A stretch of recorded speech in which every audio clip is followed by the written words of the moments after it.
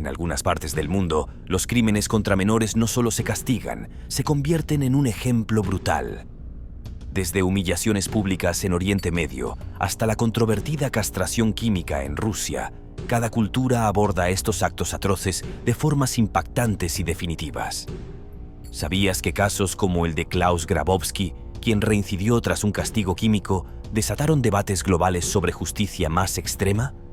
Quédate hasta el final, porque hoy te mostraremos cómo algunos países se aseguran de que estos criminales paguen caro por sus crímenes. Uno de los ejemplos más impactantes de justicia extrema ocurrió en Yemen, en 2018. 3 hombres fueron encontrados culpables de uno de los crímenes más despreciables, la agresión y abuso de un niño que, debido a la brutalidad del ataque, murió a causa de sus heridas. La noticia conmocionó a la nación y las autoridades decidieron que no solo debían castigar a los culpables, sino también enviar un mensaje claro a todos. La sentencia: ejecución pública en el corazón de Saná, la capital. El día del castigo, cientos de personas se reunieron para presenciar el evento. Los 3 hombres fueron llevados al lugar, escoltados por fuerzas de seguridad. Amarrados con fuerza, fueron posicionados frente a una multitud silenciosa pero cargada de tensión. La ejecución fue rápida pero no menos impactante. Cada uno recibió disparos en el pecho, frente a los ojos de los presentes. Sin embargo, lo que ocurrió después fue lo que marcó a todos los que estuvieron allí. Los cuerpos de los malísames condenados fueron izados con una grúa y suspendidos en pleno aire, a la vista de todos.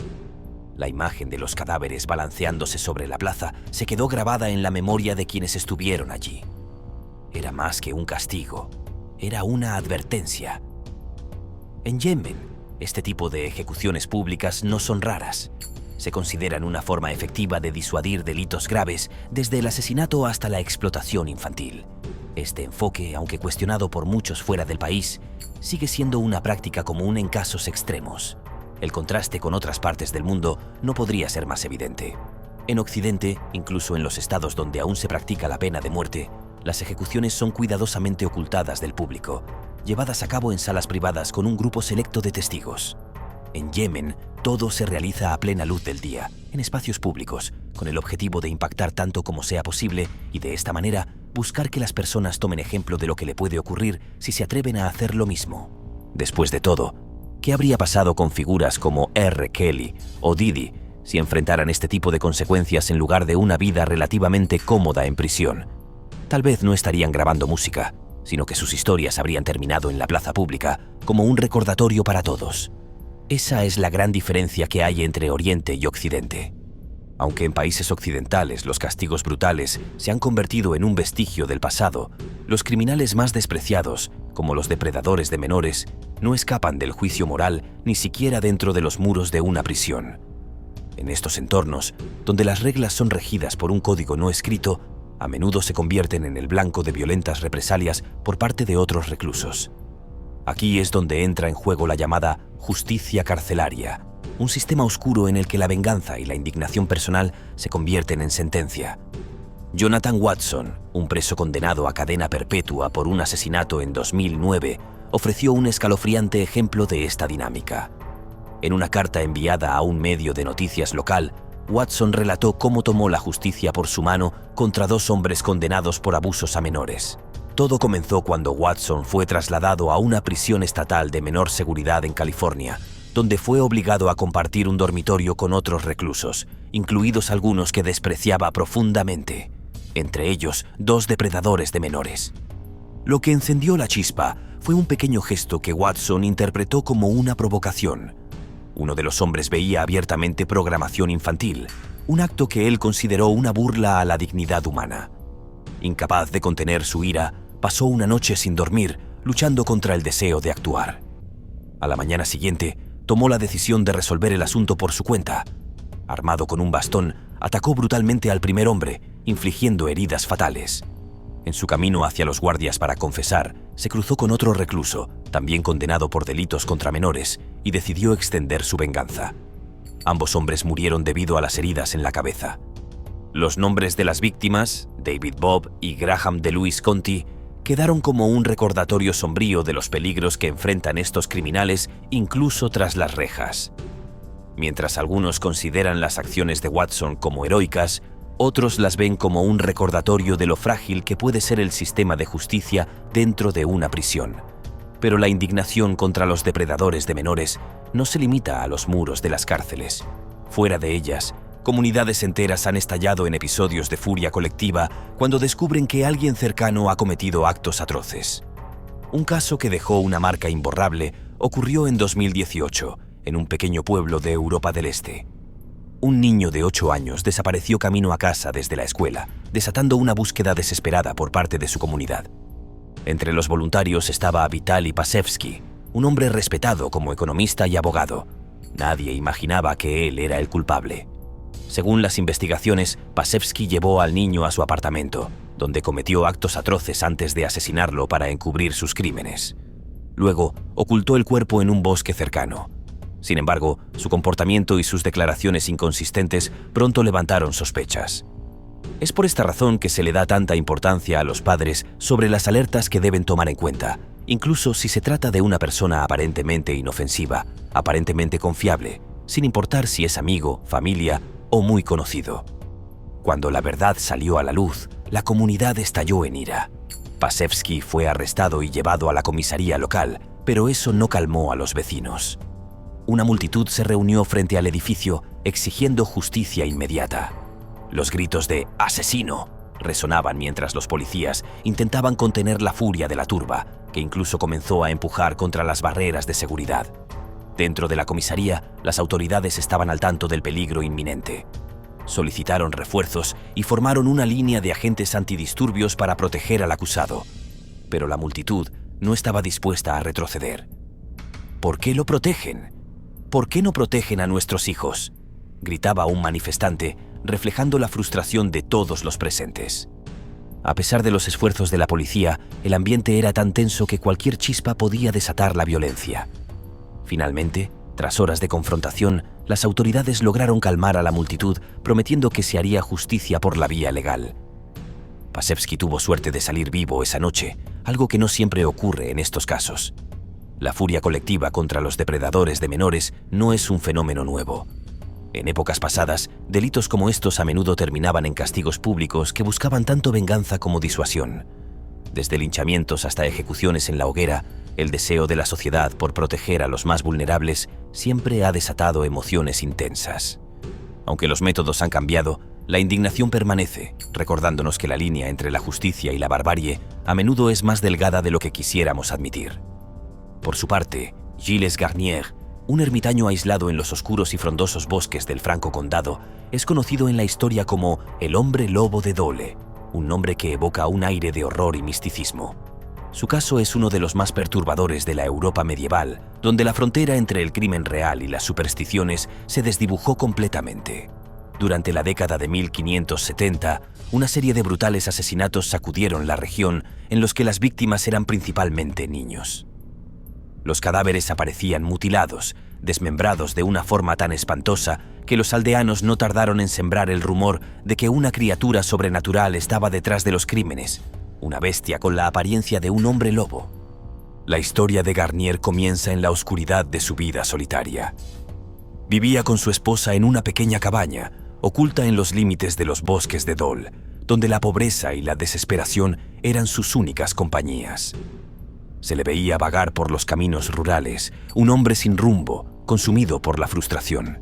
Los ataques comenzaron en 1572, cuando los aldeanos comenzaron a encontrar cuerpos de niños pequeños, mutilados y devorados. Los informes describían los cadáveres con las extremidades destrozadas, la carne arrancada y las huellas de mordiscos que parecían más propias de un animal salvaje que de un ser humano. El miedo se esparció rápidamente como una plaga y la superstición se adueñó del pueblo. Los aldeanos, temerosos y confundidos, organizaron patrullas nocturnas para dar caza a la criatura que se escondía en la oscuridad. Fue en una de estas patrullas cuando un grupo de aldeanos sorprendió a Garnier en el acto, atacando a un niño. Lo que sucedió a continuación depende de la versión del testigo. Algunos aseguraron haberlo visto como un hombre, mientras que otros juraron que se había transformado en un lobo en plena casa. La angustia de los aldeanos, atrapados entre el horror de lo posible y lo imposible, llevó a su captura. Tras ser arrestado, Garnier fue sometido a tortura y durante su interrogatorio confesó sus crímenes de forma escalofriante. Según su propia declaración, había vagado por el bosque y matado a varios niños, consumiendo su carne. En un giro aún más espantoso, afirmó que un demonio le había dado un ungüento mágico que le permitía transformarse en un lobo, lo que le facilitaba cazar con mayor eficacia. Su confesión, aunque condenatoria, solo aumentó el pánico colectivo, ya que la idea de que un hombre pudiera transformarse en una bestia y matar a sus propios semejantes era aterradora. El juicio de Garnier fue fulminante, sin casi defensa.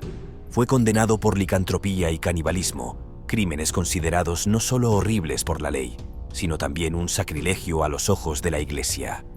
En 1573 fue sentenciado a muerte y la forma de su ejecución fue aún más macabra. Sería quemado vivo en la hoguera, como se hacía con los acusados de brujería. El día de su ejecución, la multitud se reunió para presenciar el terrible castigo. Garnier fue atado a un poste y rodeado de leña. Cuando las llamas comenzaron a envolver su cuerpo, la multitud quedó muda ante el espectáculo de horror que había llegado a su fin. A pesar de su ejecución, la figura de Garnier dejó una sombra de superstición y miedo que persiguió a la región durante generaciones. Y aunque los crímenes de Garnier ocurrieron hace siglos, el tema de los depredadores sexuales y los castigos extremos para tales atrocidades sigue siendo relevante en los tiempos modernos. En 1976, Klaus Grabowski, un hombre con un historial perturbador de abusos sexuales, se convirtió en el autor de uno de los crímenes más escalofriantes de la Alemania de la época. Grabowski secuestró y asesinó a Anna Maria Kannenberg, una niña de solo 7 años. El crimen fue especialmente brutal. Grabowski estranguló a la niña con un cable y luego metió su cuerpo en una caja de cartón, que arrojó al canal como si fuera basura. Lo más perturbador de este caso fue que Grabowski ya tenía un largo historial de delitos sexuales y había sido condenado previamente por explotar a menores. En un intento de controlar sus impulsos, se sometió a castración química en los años 60, un procedimiento que supuestamente reduciría sus deseos sexuales mediante la supresión de la testosterona. Sin embargo, la castración química no resolvió el problema de fondo. A pesar del tratamiento, Grabowski continuó cometiendo crímenes, lo que demuestra que no solo los tratamientos físicos, sino también los trastornos psicológicos juegan un papel crucial en la rehabilitación de los delincuentes sexuales. El caso de Grabowski destacó las limitaciones de la castración química y sus fallas para tratar la raíz del comportamiento depredador. Sin embargo, este fracaso alimentó la presión para adoptar medidas más drásticas para evitar que hombres como él volvieran a cometer tales crímenes. En la actualidad, casos como el de Grabowski y otros similares han llevado a algunos países a revisar sus políticas sobre el tratamiento de delincuentes sexuales. En Luisiana, en los Estados Unidos, la castración química se consideró una medida válida para evitar la reincidencia en casos de crímenes sexuales, especialmente contra menores.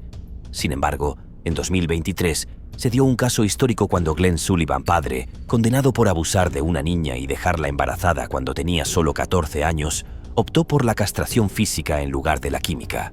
Esta decisión fue sorprendente, ya que la castración física es extremadamente rara y en la mayoría de los casos se prefiere la opción química. Sullivan, que ahora tiene 54 años, había sometido a la niña a años de abuso y violencia, y la investigación reveló que utilizaba amenazas para mantenerla bajo su control. En el juicio, el fiscal presionó para que se le aplicara una pena ejemplar, lo que incluyó la opción de castración física. Sullivan, viendo la gravedad de los cargos, optó por la opción más extrema, lo que marcó un precedente legal en la lucha contra los delitos sexuales en los Estados Unidos. Este caso, al igual que los anteriores, plantea preguntas difíciles sobre la justicia y la rehabilitación de los delincuentes sexuales. Mientras algunos abogan por castigos más severos, como la castración, otros señalan que el sistema de justicia debería centrarse en la rehabilitación psicológica en lugar de recurrir a medidas tan drásticas. En la India, por ejemplo, el gobierno ha adoptado una postura aún más firme frente a los crímenes sexuales, promoviendo leyes que buscan la pena capital para los abusadores y criminales sexuales, especialmente aquellos que atacan a menores. Las políticas de tolerancia cero han generado un debate global sobre la eficacia y la humanidad de estos castigos extremos. La línea entre justicia y venganza sigue siendo borrosa y cada sociedad tiene su propio enfoque para lidiar con el mal más oscuro. En 2018, India tomó una decisión radical que conmocionó tanto a su sociedad como al mundo entero. El gobierno, bajo la dirección del primer ministro Narendra Modi, aprobó una modificación al Código Penal que introdujo la pena de muerte para aquellos condenados por explotar sexualmente a niños menores de 12 años. Esta ley fue adoptada en respuesta a una ola de indignación pública causada por una serie de crímenes espantosos, entre los que destacaron 2 casos que sacudieron al país y desataron protestas generalizadas. Uno de los casos que desató esta respuesta tan extrema fue el brutal asesinato de una niña musulmana de 8 años en Kathua, en la región de Cachemira administrada por India. La niña fue secuestrada, drogada y sometida a una serie de abusos sexuales por un grupo de hombres, lo que culminó en su asesinato. Este crimen, además de ser un acto espantoso, estuvo marcado por un odio religioso palpable, lo que profundizó las divisiones y tensiones entre las comunidades de la región. Las protestas que surgieron en respuesta a este caso exigían no solo justicia para la víctima, sino también medidas más estrictas para proteger a los más vulnerables. En paralelo, otro caso escalofriante ocurrió en Uttar Pradesh, donde un miembro del partido gobernante Bharatiya Janata Party, BJP, fue acusado de abusar de una joven de 16 años. Estos incidentes, junto con muchos otros casos de abuso en todo el país, evidenciaron la incapacidad del gobierno para garantizar la seguridad de mujeres y niños, lo que llevó a la creación de esta ley que introdujo la pena de muerte para los abusadores de menores. La nueva legislación fue presentada como una medida contundente para disuadir futuros abusos, pero también suscitó críticas. Si bien la pena de muerte fue vista como una solución extrema para los perpetradores de estos crímenes, la falta de una referencia a castigos equivalentes para los varones víctimas de abuso sexual dejó entrever una posible falta de paridad de género en la ley, lo que generó polémica. A pesar de que en India se han introducido otras reformas legislativas tras el caso de la banda del autobús en 2012, la violencia sexual sigue siendo un problema profundamente arraigado en el país. Un país en el que la cultura de protección al menor es poco común, lo que lamentablemente es una puerta abierta para los abusadores. Aunque la pena de muerte se utiliza en casos extremadamente raros en India, su introducción para los delitos de abuso infantil fue vista como un intento de reforzar las leyes contra la violencia sexual.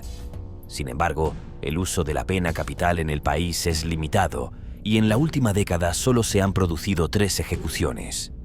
El método legal de ejecución sigue siendo el ahorcamiento, una de las formas más antiguas y controvertidas de aplicar la pena de muerte.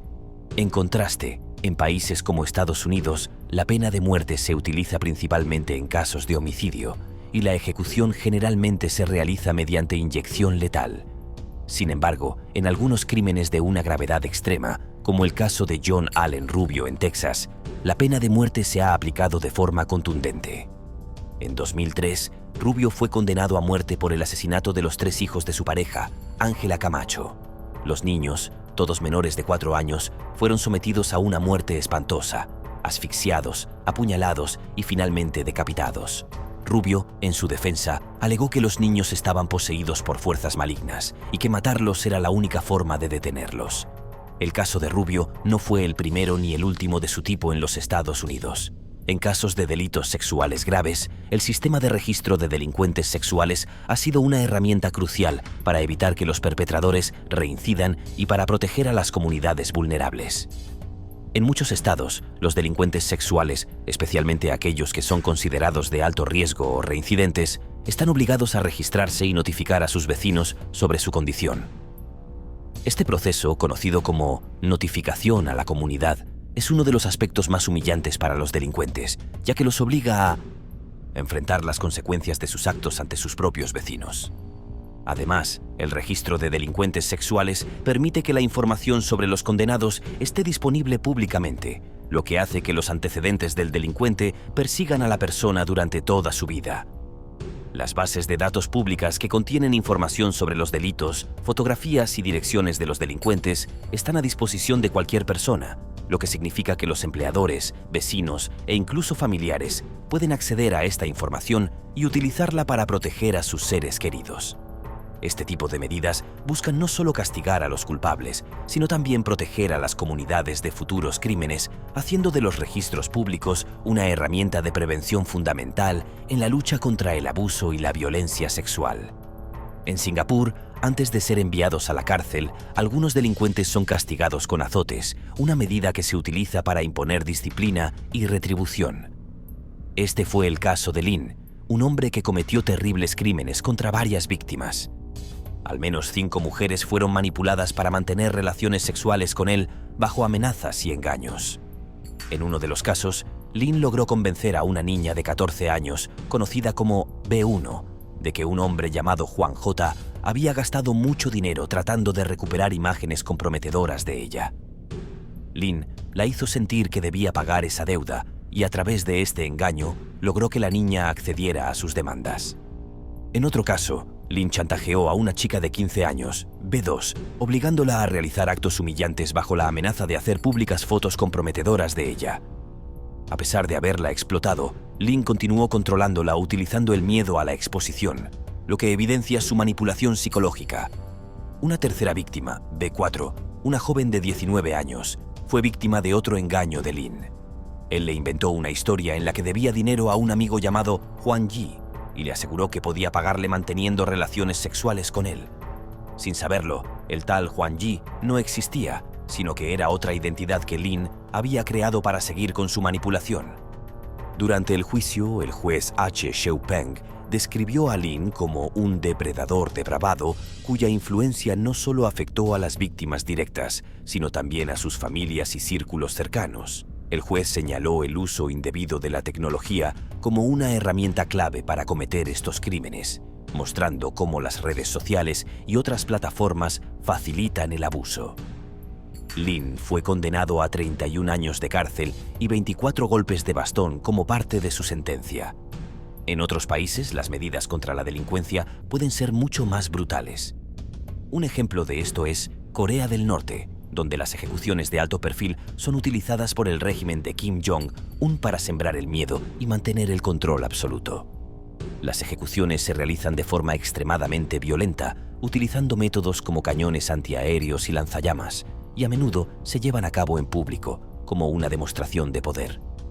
La situación de las ejecuciones y los castigos en diferentes países ha revelado prácticas extremadamente duras y condenadas por organizaciones internacionales. En Irán, la creciente ola de ejecuciones, que alcanzó un aumento del 30% en comparación con el año anterior, refleja el contexto de una justicia severa, especialmente en relación con delitos morales, como el tráfico de drogas y los crímenes relacionados con la sexualidad. La pena de muerte y la lapidación siguen siendo castigos severos para aquellos acusados de delitos como el adulterio o la homosexualidad, aunque estas prácticas son vistas por muchos como violaciones graves de los derechos humanos. El caso de Roxana en Afganistán, una mujer acusada de adulterio por negarse a casarse bajo coerción, pone en evidencia el nivel de violencia contra las mujeres en regímenes conservadores. La difusión del video de su lapidación a manos de una multitud muestra no solo la brutalidad, sino también el uso de tales actos para infundir miedo y control en la población. El uso de la lapidación no se limita a ciertos países, ya que grupos extremistas como el ISIS también emplearon este tipo de ejecución en territorios que controlaban en Irak y Siria, especialmente contra aquellos acusados de adulterio o homosexualidad. En cuanto a los depredadores de menores, los castigos no se limitan a la pena de muerte o a las penas de prisión. En algunos países, la privación de la patria potestad se utiliza como una forma de garantizar la seguridad de los niños, eliminando la influencia de aquellos que han sido condenados por explotación o abuso infantil. En el sistema penitenciario, el aislamiento prolongado también se utiliza como medida de control para aquellos reclusos considerados peligrosos, como asesinos en serie. Esta práctica, aunque controvertida por sus efectos psicológicos, se ha implementado en casos como el de Robert Motley, conocido por sus asesinatos y apodado Hannibal el Caníbal. Motley, tras cometer asesinatos dentro de la prisión, fue sometido a aislamiento permanente, lo que subraya las severas medidas de control y castigo que algunos sistemas penitenciarios aplican a los criminales más peligrosos. El debate sobre la justicia y su implementación sigue siendo uno de los más complejos. ¿Dónde se encuentra la línea entre la justicia legítima y la barbarie? Quizás no haya una respuesta sencilla, pero estos ejemplos extremos no dejan a nadie indiferente. ¿Crees que estos tipos de castigos son justos en la actualidad? ¿Crees que en estos países pasan los límites de la justicia o por el contrario está perfectamente bien? Me encantaría conocer tu opinión en los comentarios. Si no quieres perderte más contenido exclusivo sobre los secretos y misterios del mundo del crimen, suscríbete, dale me gusta y activa la campanita de notificaciones. Nos vemos en el próximo video.